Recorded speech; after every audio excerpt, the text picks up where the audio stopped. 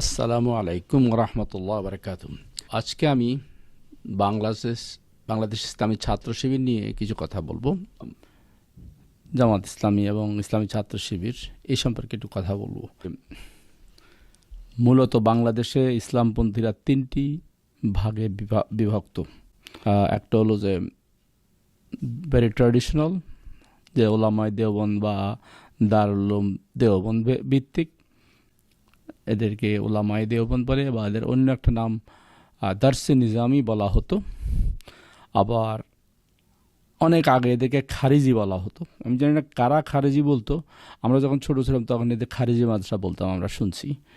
তো কিন্তু তারা নিজেদেরকে খারিজি মাদ্রাসা বলতে নাখোশ।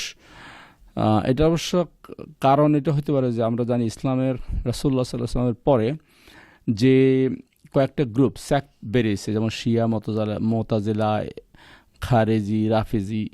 তো বিশেষ করে যারা একটা গ্রুপ ছিল যাদেরকে খারেজি বলা হতো, এটা একটা এক্সট্রিম টাইপের। এই জন্যই হয়তো কেউ কেউ এই দারসে নিজামি বা ওলামায়ে দেওবন্দকে খারেজি বলতেন। আবার বিশেষ করে যখন আইসিস, এই যে so call Islamic State middle ইস্টে জন্ম নিল, এরা যদিও অনেক সূত্রে দেখা গেল যে এরা ওয়েস্টের ক্রিয়েটেড, কিন্তু এদের দৃষ্টিভঙ্গি সেই এক্সট্রিম ভিউ ছিল, এজন্যই এদেরকে অনেকে খারেজি বলতো। এনিওয়ে, তো চলে আসি বাংলাদেশে আবার। তো এই জন্য প্রথম গ্রুপটা যেটা বললাম, যারা ওলামায়ে দেওবন্দ বেইজ, দারুল উলুম দেওবন্দ বেইজ, এদেরকে কয়েকটা নাম, দারসে নিজামি, কওমি, তারপরে এবার হেফাজত ইসলাম যেটা, সেটাও কিন্তু এদেরই একটা গ্রুপ। আবার এরা মোটা দাগে, হ্যাঁ, এদের আরেকটা গ্রুপ তাবলিগ জামাত হলো। তাবলিগ জামাত সম্পর্কে এরা মূলত সাধারণ মানুষের মধ্যে বেসিক ইসলামিক শিক্ষা দেন, যেমন মনে করেন সূরা কেরাত শেখানো, নামাজ কালাম শেখানো, মাসলা মাসাইল শেখানো। তো এরা এই গ্রুপটাও কিন্তু ওলামায়ে দেওবন্দেরই, অর্থাৎ দারুল উলুম দেওবন্দেরই গ্রুপ। ওলামায়ে দেওবন্দ বা দেওবন্দীদের একটা বিশেষ দিক হলো যে প্রথম থেকে দেখা গেল যে দারুল উলুম দেওবন্দ, যেটা, এবং এটা যে নামটাই আমরা দেখতে পাই, দারুল উলুম মিনস, অর্থ হলো দার মানে ঘর বা সেন্টার, আর উলুম হলো ইলম যেটা জ্ঞান, এই ইলমের বহু বচন, প্লুরাল হলো উলুম। এই জন্য দারুল উলুম দেওবন্দ হলো জায়গার নাম। ইন্ডিয়াতে উত্তরপ্রদেশে এই শহরটা দেওবন্দে এই মাদ্রাসা প্রতিষ্ঠিত হয়েছে, এই জন্য এটার নাম দারুল উলুম। এবং কাজেও কিন্তু আমরা যে এক কথায় মূল্যায়ন করি, সেটা হলো যে এরা এলমের দিন ক্ষেত্রে গভীর রিসার্চ, বিশেষ করে ক্লাসিক্যাল এলম। দেওবন্দি হলো, এটা হলো যে এলমি ক্ষেত্রে যে দারুল উলুম, এদের সাথে তাবলিগ জামাত জড়িত। তারপরে এদের সাথে সৌদি আরবের একটা সম্পর্কের কারণে ওহাবি বলা হতো একসময়। যদিও আমি মনে করি যদি কানেকশনের দিক থেকে এদেরকে ম্যাক্সিমাম 25% ওহাবি বলা যেতে পারে। বাংলাদেশে বিশেষ করে যে সালাফি মুভমেন্ট যেটা বর্তমানে, বা যারা এই যে এখন নতুন গজাইছে বলা যেতে পারে, এরা আগে আহলে হাদিস যেটা ছিল এভাবে না। এনিওয়ে, ওই গ্রুপটা আহলে হাদিস বা লামাজহাবি বা সালাফি, এই গ্রুপটা নিয়ে আমি আজকে আলোচনা করব না। আগে বলেছি যে ওহাবি এবং জামাত শিবিরকেও কিন্তু কেউ যদি এটা 5% বলা যেতে পারে যে লোক তারা ওহাবি মনে করে, এবং কিছু যেহেতু বিশেষ করে এটা হয়েছে 82 সনের পরে বেশ কিছু জামাতের লোকজন, জামাতের সমর্থক সৌদি আরব গিয়েছেন। আগেই বলেছিলাম যে মুসলিম ব্রাদারহুড বা ইজিপ্টের বা আরব বিশ্বের যে মুসলিম ব্রাদারহুড বা ইখওয়ানুল মুসলিমিন, এর সাথে জামাত ইসলামীর আইডিওলজিক্যালি বেশ একটা সম্পর্ক আছে, মিল আছে, এবং স্বাভাবিকভাবে একে আর গ্রুপকে সাহায্য করে। বাংলাদেশে যেমন অনেকেই জামাতকে পছন্দ করে না, আর আরব বিশ্বেও কিছু লোক আছে যারা মুসলিম ব্রাদারহুড বা ইসলামী ইখওয়ানুল মুসলিমকে পছন্দ করেন না, এবং অনেকটা একই কারণে। যে এই জন্যই আমি তিনটা ভাগ করলাম, যে এটা অনেকটা সারা বিশ্বের ক্ষেত্রে প্রযোজ্য।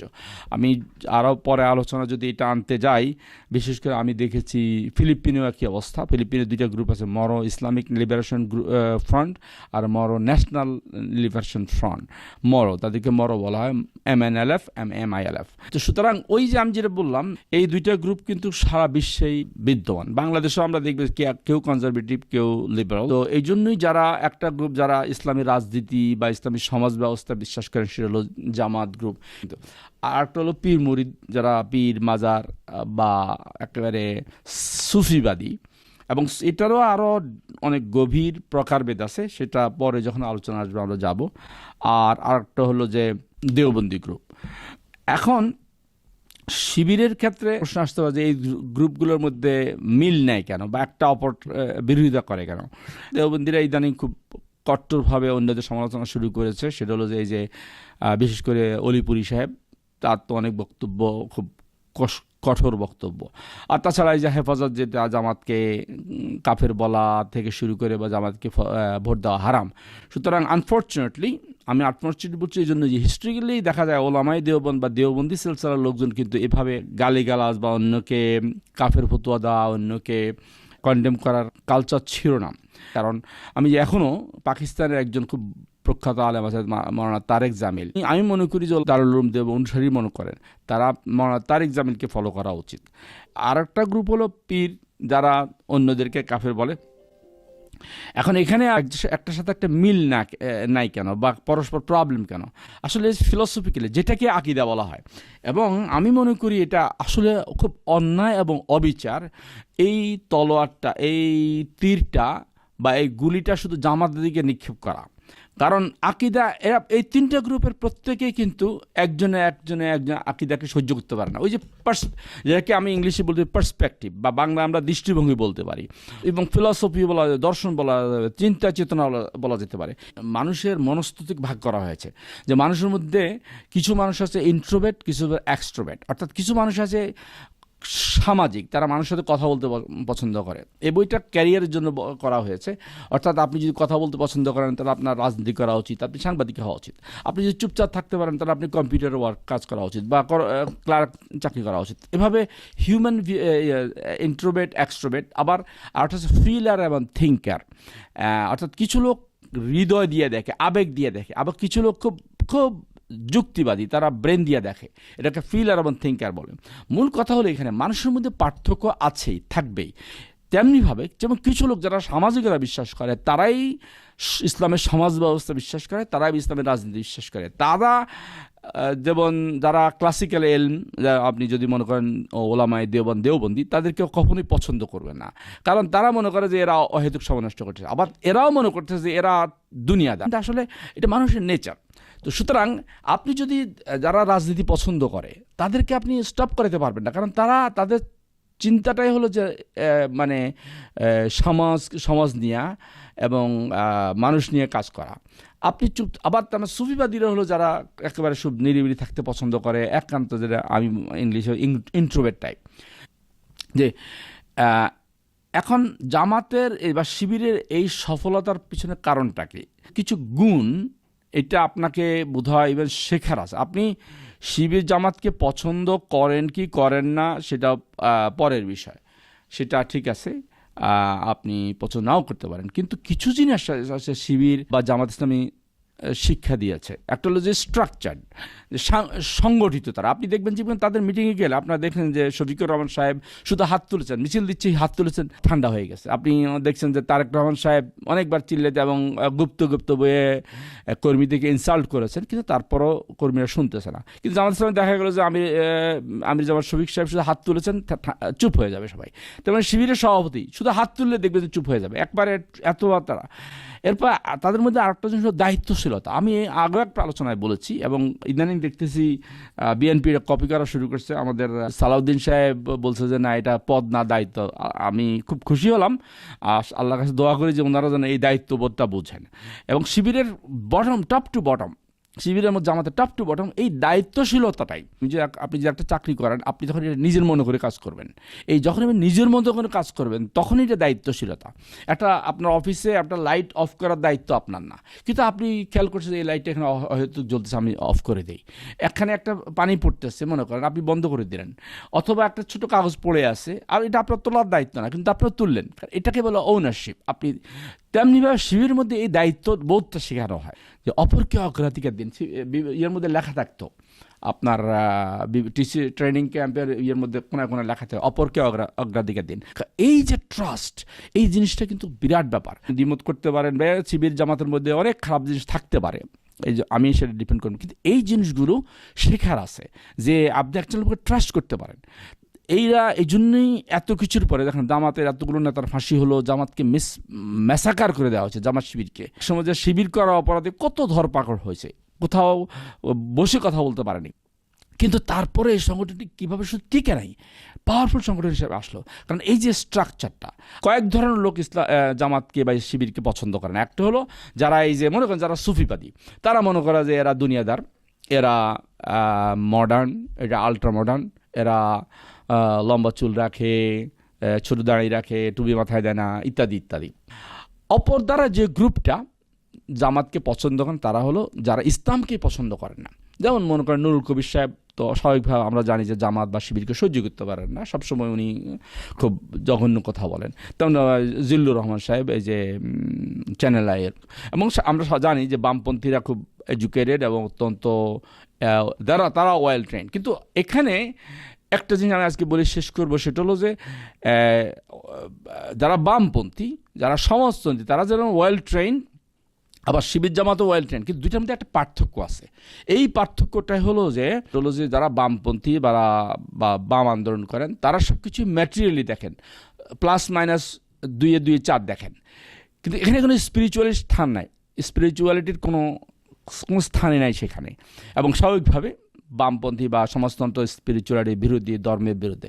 কিন্তু ইসলামপন্থীদের মধ্যে, বিশেষ করে জামাতের মধ্যে পার্থক্য হলো এখানে, এরা একদিকে যেমন ট্রেন্ড, অপরদিকে তারা স্পিরিচুয়াল। এখন এই জিনিসটা আমি পরে ব্যাখ্যা করতে হবে, আজকে সময় লম্বা হয়ে যাবে। এখানে কেউ হয়তো আমার সাথে ডিজাইন করতে পারেন কত পার্সেন্ট স্পিরিচুয়াল বা কোন স্পিরিচুয়ালিটির সম্পর্কটা কি। যেমন মনে করেন জামাত তো আবার সুফিজমের বিশ্বাস করে না। এখন সুফিজমের স্পিরিচুয়ালিটির পার্থক্য কী, বা এখানে ইসলামে একটা শব্দ আছে বা যারা জামাত বিশ্বাস করে সেটা তাজকিয়া, যেটা কোরআনের কাদ আফলাহা মান যাক্কাহা। তো মূল কথা হলো যে সমাজতন্ত্রীদের সাথে, হ্যাঁ বামপন্থীদের সাথে জামাত শিবিরের স্ট্রাকচারালি যদি অনেকটা সেম, কিন্তু পার্থক্য এখানে যে এখানে স্পিরিচুয়ালিটি আছে। এখানে এর ছেলেগুলো একটা ভালো শিবির, বিশেষ করে শিবিরের ছেলে মনে করেন যারা এই সারাদিন মাঠে ইয়ে করে, কিন্তু আপনি যদি কান্না দেখেন, আমি আজকে ফরহাদের একটা কান্না আমি ভয় পাই, যদি আমি শিবিরের দায়িত্বশীল হিসাবে কখনো যদি এই প্রশ্নের শিকার হইতে হয় যে তুমি জিএসপি ছিলা, তুমি সভাপতি হয়েছিলা মানুষের প্রশংসা পাওয়ার জন্য, দুনিয়াতে পাইছো তুমি জাহান্নামে যাও। আল্লাহ রাব্বুল আলামিন আমাদেরকে সেই সাথী, সেই সদস্য, সেই সভাপতি হওয়া থেকে পানাহা দিক, যে সভাপতি কিংবা সাথী জাহান্নামে যায়। যে এবং আমি আগে বলেছিলাম যে শিবিরের যে কোনো সদস্য সম্মেলনে, অর্থাৎ যেখানে দায়িত্বশীল নির্বাচিত হয়, সভাপতি নির্বাচিত হয়, আপনি এটা দেখে অ্যামেজ হয়ে যাবেন যে শিবিরের সভাপতি নির্বাচিত হওয়ার পর এরা পদ মনে করে না। অন্য সংগঠনে যেখানে এই পদ পাওয়ার জন্য কম্পিটিশন চলে, এখানে এই পদটা দেওয়া হলে কান্নার রোল পড়ে যায় এবং বেহুশও হয়ে যায়। এবং আরও কয়েকটা ঘটনা আমি শুনেছি, আমি নিজে সরাসরি দেখিনি, যে পলায়া চলে। সে একটা লোক যখন দেখছে আমাকে সভাপতি করা সম্ভব, মনে করো সেক্রেটারি বা অবশ্যই একেবারে জুনিয়র তো কিন্তু আনা হয় না, নর্মালি মানুষ তো ভোট দেয় বা নির্বাচিত করে আশেপাশে যারা মনে করো সেক্রেটারিকে বা সহসভাপতিকে বা অন্য কোনো দায়িত্বশীলকে। তো কয়েকবার শুনেছি যে এরকম যারা মনে করেছে যে সভাপতি হতে পারে, হয়তো ঘোষণা হইতে পারে তার নাম, এর আগে সে পলায়া মসজিদে কান্না শুরু করেছে, মসজিদে নামাজ পড়তেছে।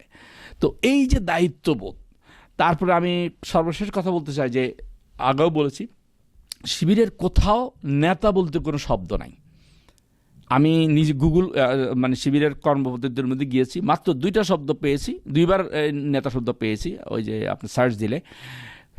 একবার নেতা ব্যবহার করা হয়েছে রাসূলুল্লাহ সাল্লাল্লাহু আলাইহি ওয়াসাল্লামের ক্ষেত্রে, আরেকবার অর্থাৎ এই নেতার কোন একটা ইয়ে বলা হয়েছে, অর্থাৎ নিজেদেরকে নেতা পরিচয় দেওয়ার কোনো কালচারই শিবিরের মধ্যে নাই। এরা দায়িত্বশীল। আমার মনে হয় এই শব্দগুলোই মেক্স বিগ ডিফারেন্স, যে তারা দায়িত্ব নিয়ে কাজ করে।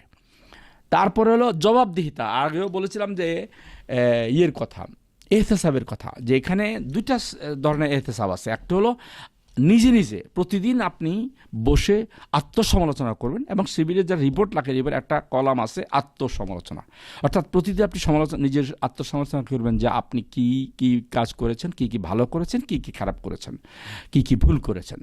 তারপর আরেকটা হলো মুহাসাবা বলে বা এহতেসাব বলে, প্রতিটি প্রোগ্রামের পরে অন্য লোক আপনাকে সমালোচনা করবে। এটাও আপনি দেখেন, এই যে নিজেকে অফার করে দেওয়া যে আপনি সবার সামনে একজন সমালোচনা করবেন, এবং সেখানে একটা নিয়ম আছে যে আপনি দরদের সহিত করতে হবে, একজন আঘাত করার জন্য নয়, কারো হিংসা করে নয়, কারোর কন্ডেম করার জন্য নয়, বরং তার সংশোধনের জন্য, এবং শব্দটা বলে সংশোধনের উদ্দেশ্যে সমালোচনা। দ্যাটস ভেরি ইন্টারেস্টিং এবং ভেরি হেল্পফুল। এরপর আরও কিছু শব্দ আছে, সেটা হলো যে আপনি অবশ্যই সব সংগঠনের যেটা আছে পরিকল্পনা এবং রিপোর্টিং। শিবিরের রিপোর্টিং খুব নিট অ্যান্ড ক্লিন এবং খুব স্পেসিফিক। যাক, এনিওয়ে, কথা তো আসলে শেষ করা যাবে না, তো আমি মোটা দাগে আজকে এখানে শেষ করলাম। আল্লাহ পাক আমাদেরকে বোঝার তৌফিক দিক। আসসালামু আলাইকুম।